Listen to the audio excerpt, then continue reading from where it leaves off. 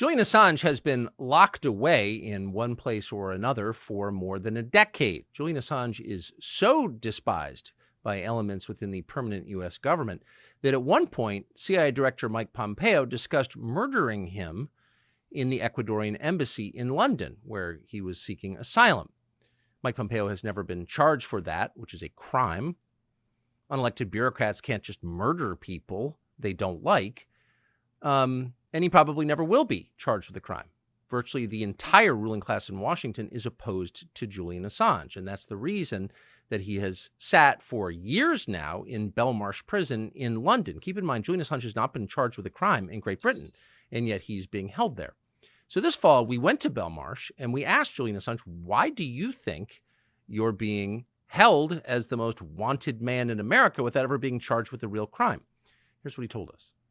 We talked about why he is in prison, and my first question to him was, what do you think this is actually about, since you haven't been accused of a crime?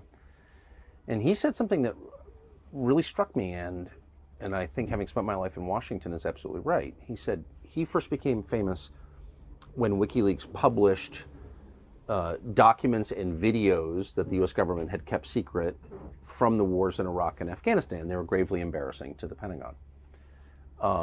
But that wasn't the red line. The red line was several years later when WikiLeaks published information about surveillance by the CIA.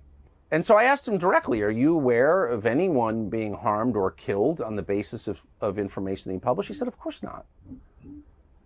And he said it in a sincere way. Like, by the way, I think if people were killed because of his publishing, because of the stories that he put online, he would feel bad about it. I mean, he seems like a humane person. He withheld information about CIA because he didn't want to get people hurt. He famously published the contents of Hillary Clinton's email account. I asked him, when you published these emails, did you realize how powerful Hillary Clinton was? And we had a conversation about that, and I said, looking back, do you regret doing that? He goes, honestly, it was fun. You'll notice that Julian Assange was not in that clip. That was a recap of our conversation with Julian Assange, and the reason we did that was they wouldn't allow us to interview him on camera. So not only are they holding him, they hope until he dies, in a maximum security prison, but they're also preventing him from telling his own story to the world. All of this is a crime. Every person running for president of the United States should be forced to answer the question, will you pardon Julian Assange if he ever winds up on American soil? So far, no one has been forced to answer that question. We hope that will change.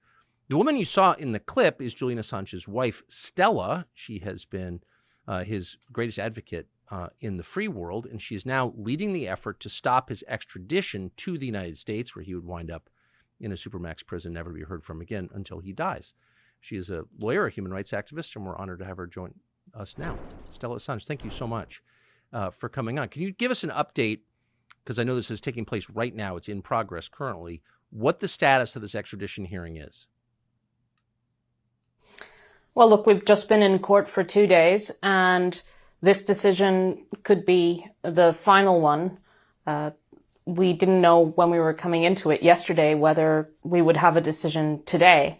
And if the UK decides in favor of the US, then it will put Julian on a plane to the US. I mean, that is how imminent it is. So really, it's a very, very high risk moment for Julian. And what happened during these 2 days is that the two judges said that they would withhold their decision until, well, they haven't set a date, but at least a week. And so we don't know what will happen next. It remains the case that if he loses this round, then that's it in the UK. There's no further possibility for appeal. He can try to go to the European Court of Human Rights, but last year, only one application to the European Court of Human Rights to stop an extradition or deportation was granted out of 63 applications. So it's really just in extremely rare cases. Of course, we say this is one of them. This is one where there would be irreparable harm.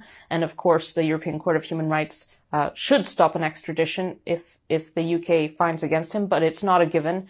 So Julian could be on US soil within a matter of weeks. That's still the case.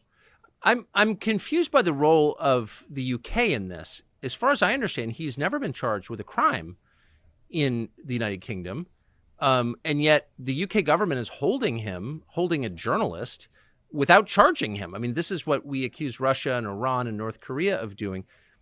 Why are British politicians degrading their own system and their history on behalf of the United States government? I feel like I'm missing something here. Well, this is the default state of affairs. The UK views itself as a lapdog. I mean, it was obvious in court at one point. One of the judges asked the US, well, if your argument is that if the Home Secretary sees that the US issued this extradition request, and that it's wrong on the face of it, that she wouldn't be able to do anything. And the US lawyers said, yeah, that's precisely right. It's completely lopsided. The US can do whatever it wants, basically. And that was part of their arguments in court. I mean, not to get too much into the weeds of the court proceedings, but basically what they were saying was, you have to take these statements of these prosecutors at face value. You don't want to offend the United States, our ally. You would be implying that the prosecutors were lying.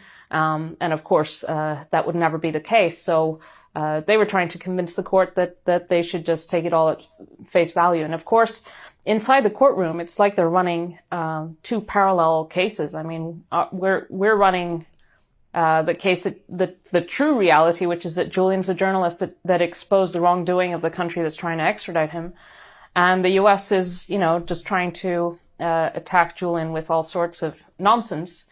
The UK is a willing participant. Of course, his imprisonment has gone for so long. He's been, in Belmarsh High Security Prison for almost 5 years. But before that, in the embassy in the Ecuadorian embassy in the heart of London. And during this time, when he was in the embassy, it was surrounded by British police. They were spending something like millions and millions, I think it was £5 million a year, on surrounding the embassy. And he was not charged with a crime at the time. It was a show of force.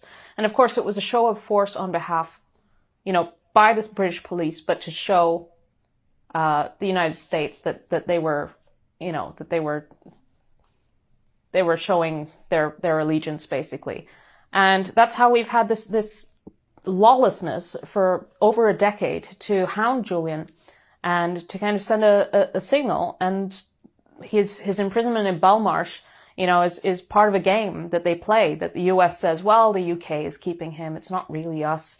He's not on US soil. And the UK goes, well, it's not really us because this is a US extradition request and he's been there for almost 5 years. And so they play this game. And they, he's no one's responsibility. And it's just, it's a game that they've been playing for years and years. Does it, I know you live there, but you follow American politics. Was it surprising to you that Mike Pompeo, the neocon former CIA director who plotted to murder your husband, who had not been charged with anything in the U.S. at that point, that he was allowed to continue to be prominent in the United States? He ran for president after that. And no one in the American media said anything about it, really, with a few exceptions, but no one even mentioned that. He tried to murder your husband. What did you think of that? Well, I think the CIA is a rogue organization that everyone on every level of the U.S. Politics is terrified of. And they are trained to assassinate. They are trained to fabricate information and place it in the media and conduct propaganda warfare and to overthrow governments and so on. And not just abroad. It seems that there's a credible case that they've done so domestically too. I mean, looking at this objectively, you think, well, what on earth is this? There's a whole spiel about U.S. democracy and so on. And the CIA is an agency that has, caused all sorts of trouble for many countries around the world, but also domestically, they are a force for destabilization and compromise. And, you know, Mike Pompeo's ability to, you know, move around Washington without consequence, I don't think is because of his I don't know, attractiveness to the Washington circles, but rather he's seen as a dangerous person. But, you know, he tried to run for president and that didn't go very well. And he wrote a book and no one bought it except for his PAC or whatever. So there's that. But yeah, he's a dangerous individual. And even within the CIA, I mean, we know this story about Julian and the murder plot because people within his organization said that he had lost the plot, that he had become obsessed with Julian, that he wanted to kill Julian, and that he was discussing it, you know, in the White House and so on. So that means that there was, you know, internal disagreement about his obsession, and that's a sign of hope. Of course, within these organizations, there's always, you know, different types of people with different levels of integrity and commitment to the Constitution and so on. And the fact that many of them then spoke to these investigative journalists and exposed the crazy Pompeo murder plot is, you know, commendable, and I'm personally very, very thankful to them that they said something, not just because of the fact that we've been able to introduce it in court, but because it shows that it goes against, you know, very basic rules of integrity, and that this obsession with Julian that Pompeo had is part of like a serious collapse even within the CIA that occurred during this time. Yeah, he is a dangerous person. He should be in prison. And it's just striking that so few journalists ask him about that. None, so far as I know. So tell me, if your husband is extradited to the United States, what do you think there's any chance he'll receive a presidential pardon?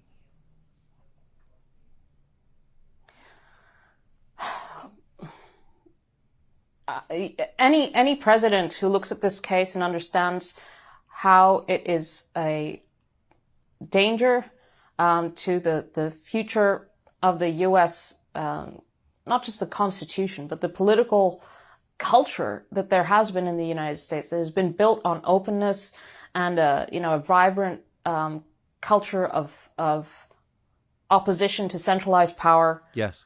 All of that will go out the window with this case. So any president who actually values these traditional constitutional protections should free Julian in whatever form that takes. If it's a pardon, then, you know, I welcome it. I don't care how he's freed. He just needs to be freed. The corruption and the lawlessness around Julian's case, it's politically motivated. It's rotten to the core. All of that is self-evident. And whatever happens, as long as Julian's free, everything else is secondary as far as I'm concerned. And my last question, how is he doing, to the extent you can characterize it, physically and psychologically? Well, he's not doing well. He wasn't even attending these hearings, and this is, the decisive hearing for Julian. As I said, if he loses this round, and we don't know yet if he's lost, then he'll be put on a plane to the United States, unless we can prevent it some other way. But he wasn't even attending, not even in person, not even over video link. He was able to call his lawyers during the hearing, so he was following what was happening in court. But if he hadn't been kept in Belmarsh High Security Prison during the past 5 years, he wouldn't be in this state of of deterioration and decline. He would have, of course, have attended his own hearing, especially one like this. And I think it's should be a wake-up call that Julian's life is at risk, that every day he spends in prison is a day that his health deteriorates. I mean, 5 years inside that prison, many people don't survive it. There have been many people in Belmarsh who have committed suicide during this time, including a friend of Julian's who was also inside who he met in the prison and who became a friend. And, you know, it's a harsh environment and he's under enormous pressure. And he knows that the United States is the country that's plotted his assassination. So, like, the stakes could not be higher. But he knows there's a lot of support out there. He knows I'm doing this interview, Tucker, and he knows there's a lot of support. So that is also something that keeps him afloat. He's a fighter. And I think, I think the world's waking up. I've seen a lot of support, actually. I've seen a lot of attention this time around.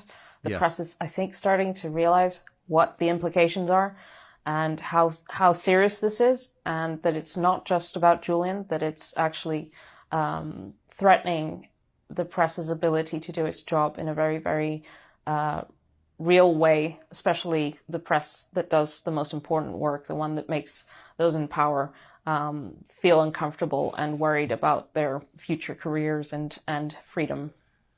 Yeah, not many of those left, but some. Stella Assange, thank you so much for taking this time, and Godspeed.